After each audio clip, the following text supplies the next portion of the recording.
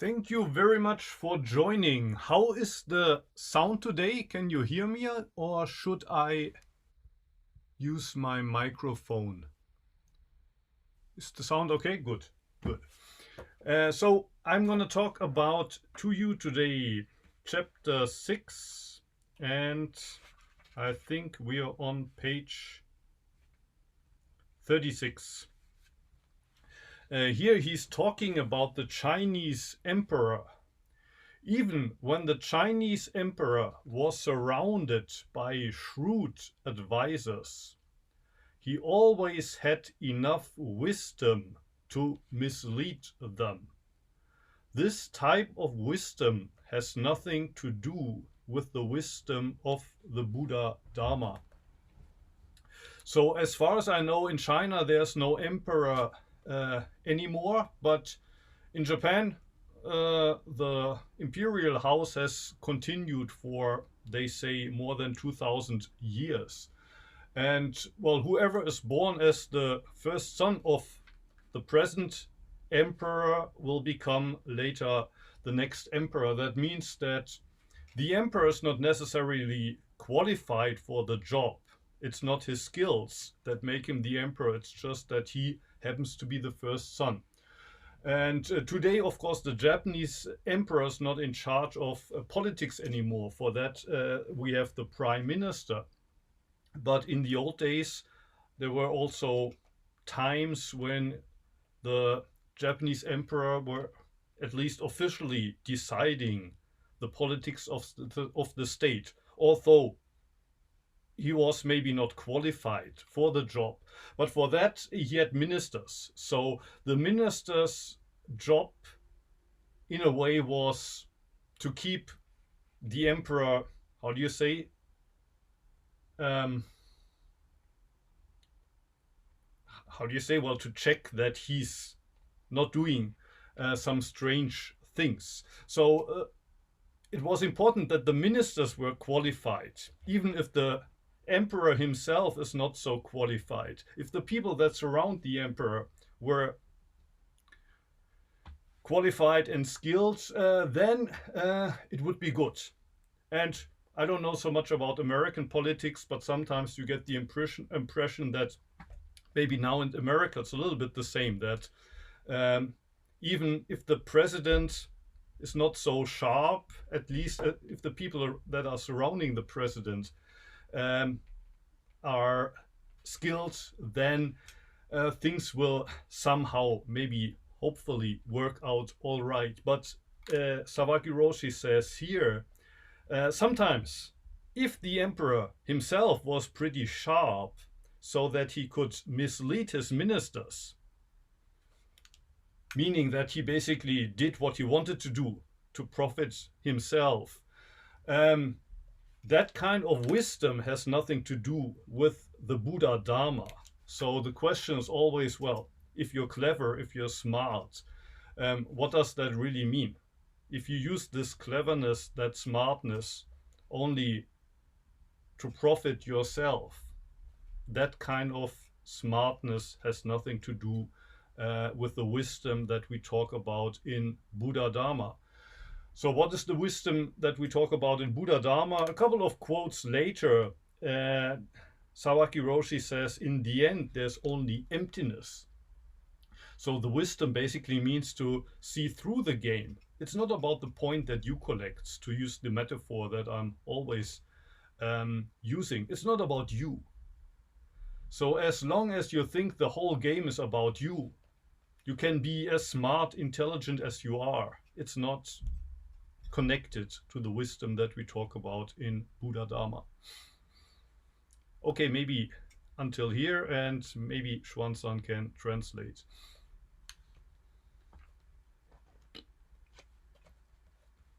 老师刚刚读了一小段儿，就是这一段儿呢，讲到了中国的以前的皇帝，就是说在很久以前，中国的皇帝周围都会有一些非常精明的大臣，一些非常精明的人给他提意见，但是这个皇帝呢，总是有足够的智慧来去误导这些人，也就是说，他的这种智慧呢，其实是来源于佛性的，是佛的智慧。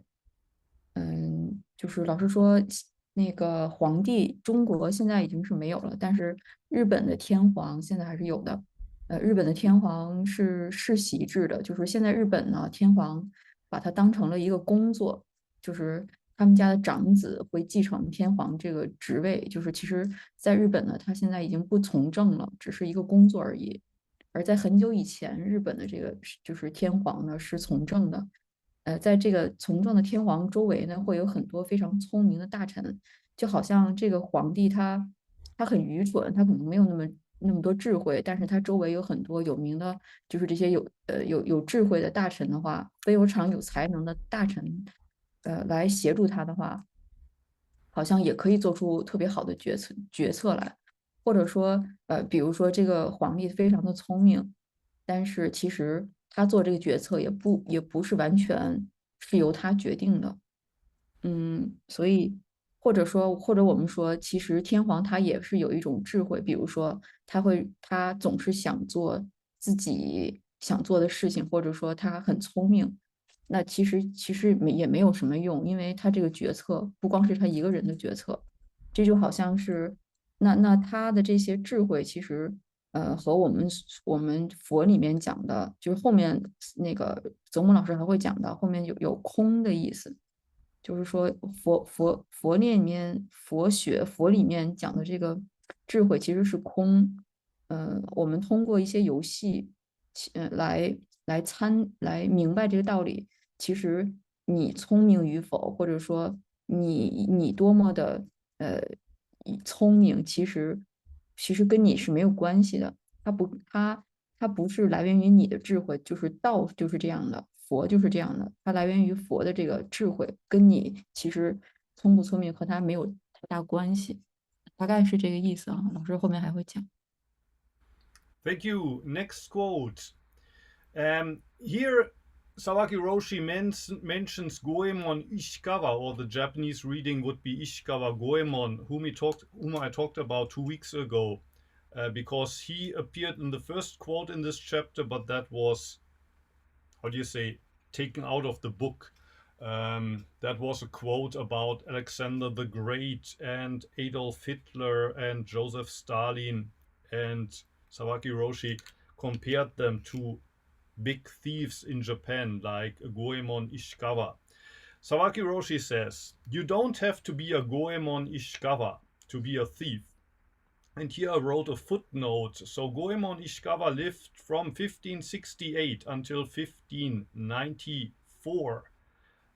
So he was put to death when he was only 26. He didn't live very long, but he's very famous.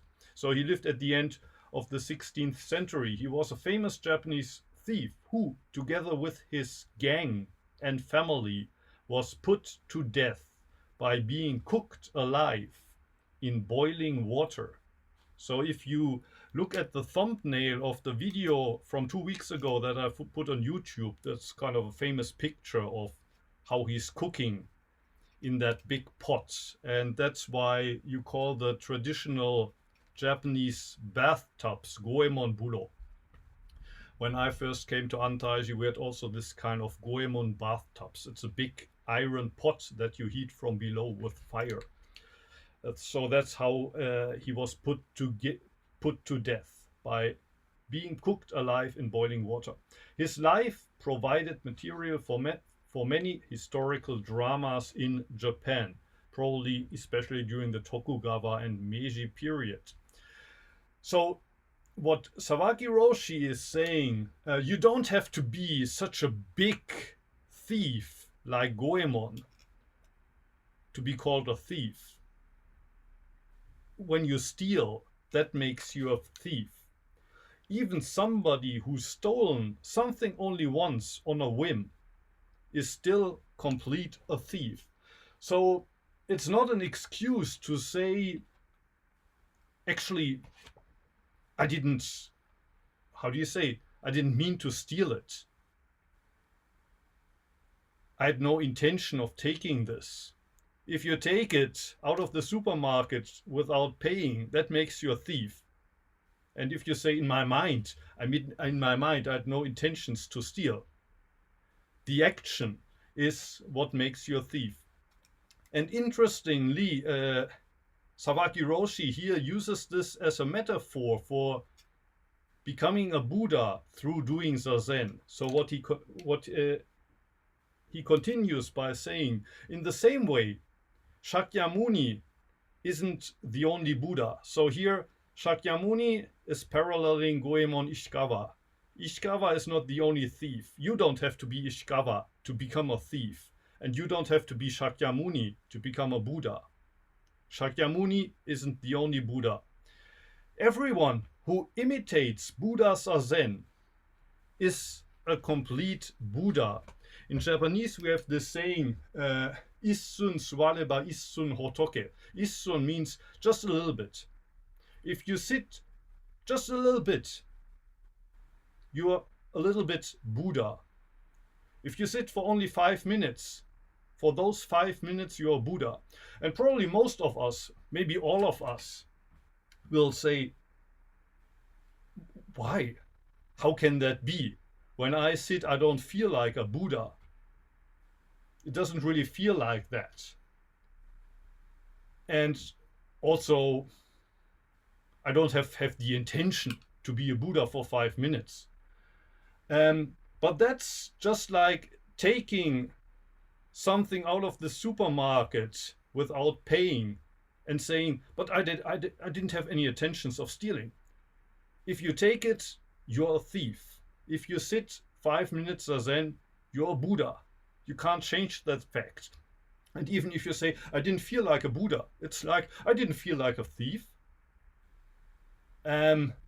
Probably most of you can't remember anymore, but when I was young, late 80s, there was this Jim Jarmusch film, Night on the Planet, with Winona Ryder. And a couple of years later, middle of the 90s, she was arrested for stealing. And I think she also said something like, I don't remember, or I didn't have any intentions.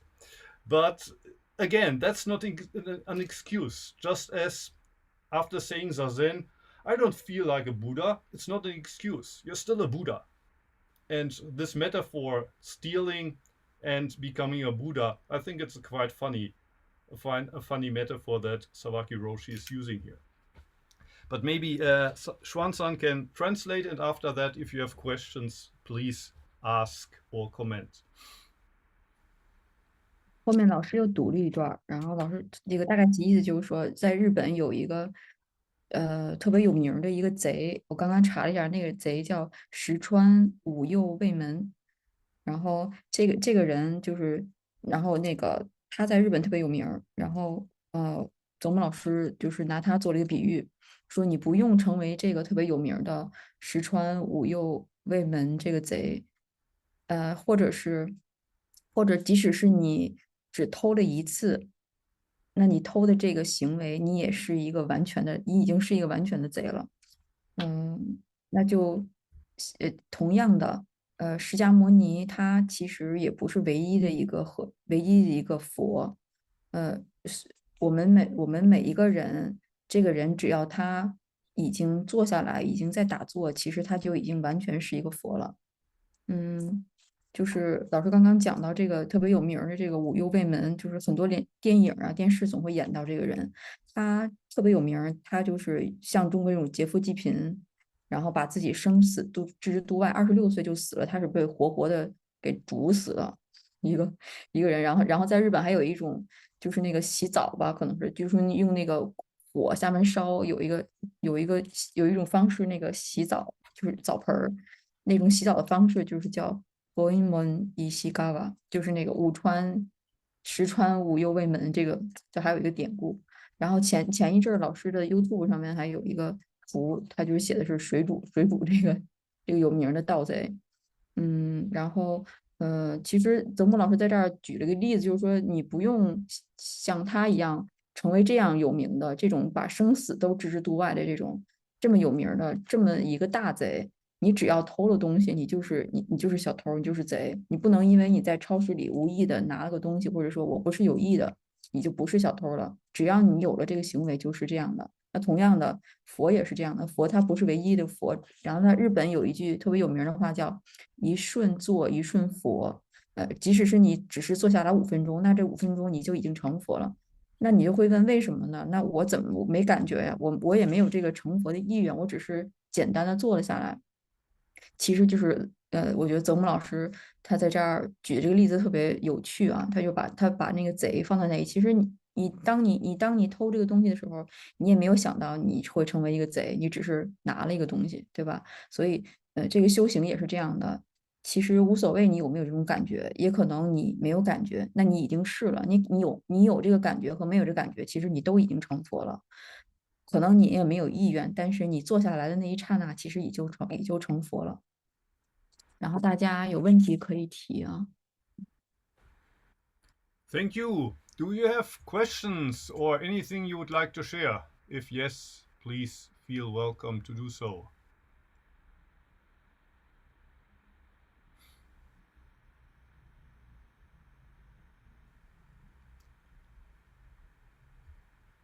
Um, it reminds me a bit of, there's a quote in the Dhammapada, which I can't remember exactly, but it's something about like as is often the way, it's like sort of mirror between like bad actions drop by drop, even if only a drop, fill up the bucket, and good actions, even if just a drop by drop, fill up a bucket.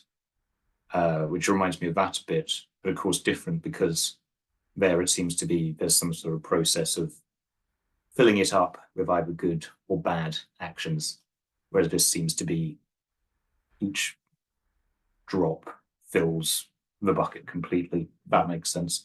If you saw me getting up and moving around, it's because I was trying to find a copy of the Dhammapada so I could have the exact quote, but I can't do it. So, yeah.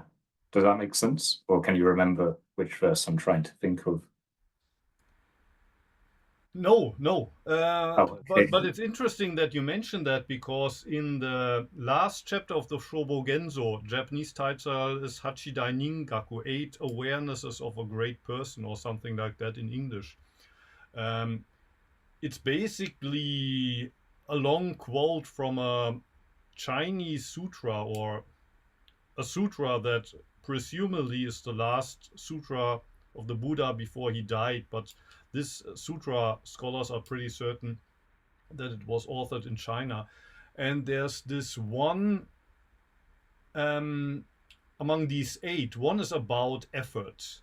And there Dogen Zenji, or kind of the sutra, says effort is like a steady drop that will even make a hole in a big rock. And actually, there's a German proverb. So I was always wondering, where's this coming from? I don't see any connection there to, of course, this German proverb.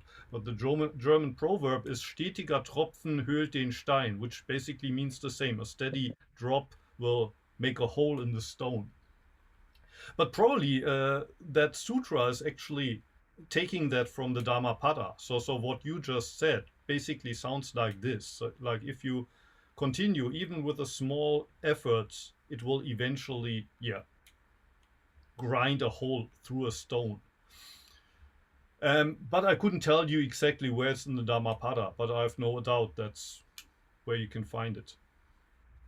And as you said, I mean, there's a difference there, and just as you said, like Dhammapada seems to hint at first you might notice nothing, but then eventually you will get the result. While Dogen Zenji, or Sawaki Roshi here, says, actually, well, that moment, that one drop of doing Zazen makes you a one-drop Buddha. One drop of stealing makes you a one-drop thief. And there's no way of making that undone. So that drop will stay a thief forever, or that drop will stay Buddha forever. If you practice for only one day, and that's a quote from the Dhammapada that I remember, that even if you live for 100 years, if you practice for only one day, that one day will count more than these 100 years that you lived in pleasure, which is also something that Dogen Zenji quotes in some of his texts. One day as a Buddha is more than 100 days in 100 years in paradise, so to speak. And then, of course, if one day as a Buddha is more than 100 years in paradise, then 2 days as a Buddha is even more. So you shouldn't then, of course, excuse yourself, well, I practiced 1 day and then the rest of my life I'm gonna take it easy. But start with 1 day, start with 1 drop. And then if you feel like it,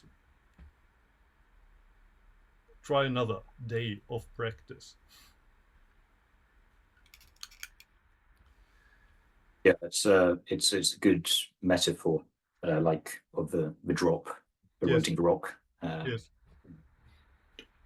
So interesting, isn't it? We have to be careful of that incremental gaining thought as well. Like, you know, what Shunryu Suzuki called it step ladder Zen. Yes. Yes. Like, yes. I've done 1 step, now I've done another. Because I feel my lived experiences, my Zazen feels exactly like it did 30 years ago when I'm sitting in. Maybe I'm doing it wrong, maybe. No, I think that's great. I mean, it's the same with me, and I'm glad that it's like that, because 30 years ago it was great. 30 years it was great, so it couldn't be better. Could be better now, and the reason why I'm saying is because it's exactly the same. Like when I first sat with 16, it was great, and now it's still fresh.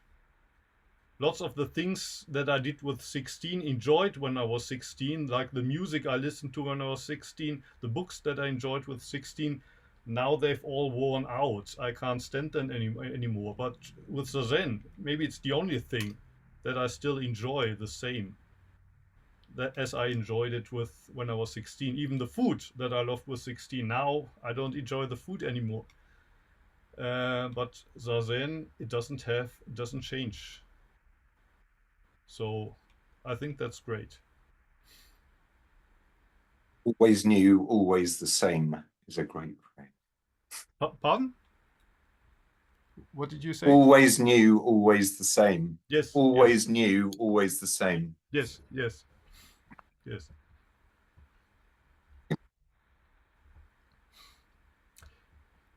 Anything else that you would like to ask or share? Any questions, any comments? Jaume, it's nice to see your face. I'm still not sure if I pronounced your name right, but Good morning, good afternoon. Good. Can you say your name, how it's pronounced the proper way? Yeah, it's, my name is Jaume. Jaume. Jaume. Jaume, yeah. Jaume. Okay. A difficult matter. Yeah. It's easier than Zen. Yeah, it's nice to see you through Zoom.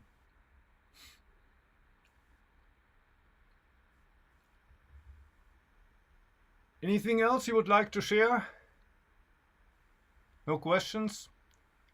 Next week we get back to the Heart Sutra.